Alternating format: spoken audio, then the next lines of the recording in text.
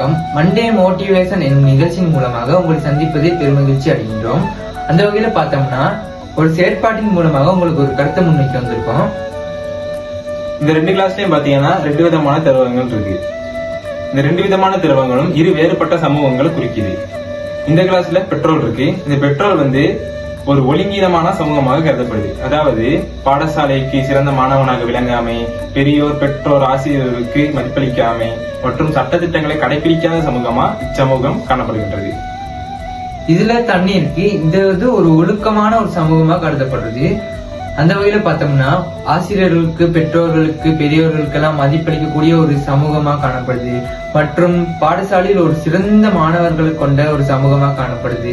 மற்றும் சட்டத்திட்டங்களை கடைபிடிக்கக்கூடிய ஒரு சிறந்த பண்புள்ள ஒரு சமூகமா இந்த சமூகம் காணப்படுது. இப்ப இந்த ரெஜிபாம ஒரு நபரை எடுத்துக்கோம். இந்த நபர் இந்த ஒழுங்கீனமான சமூகத்துக்குள்ள போறப்ப என்ன நடக்குதுன்னு பாருங்க.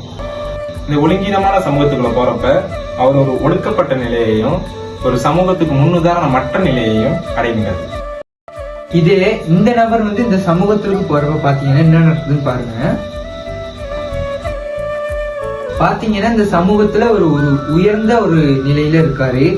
அது மட்டும் இல்லாம மற்றவர்களுக்கு ஒரு எடுத்துக்காட்டாகவும் முன்னுதாரணமாகவும் காணப்படுற ஒரு நபராக காணப்படுறாரு. இதன் மூலம் என்ன தெரிஞ்சுக்கலாம்னா, நீங்க தேர்ந்தெடுக்கிற சமூகம் ஒரு சிறந்த சமூகமா காணப்பட்டதுனா தான் நீங்க ஒரு சமூகத்துக்கு முன்னுதாரணமான நிலையையும் ஒரு உயர் மட்டத்தையும் அடைய முடியும். இத்தகவலை வழங்கிய நாங்கள் சரஸ்வதி மத்திய கல்லூரி கணித விஞ்ஞான பிரிவு மாணவர்கள். நன்றி.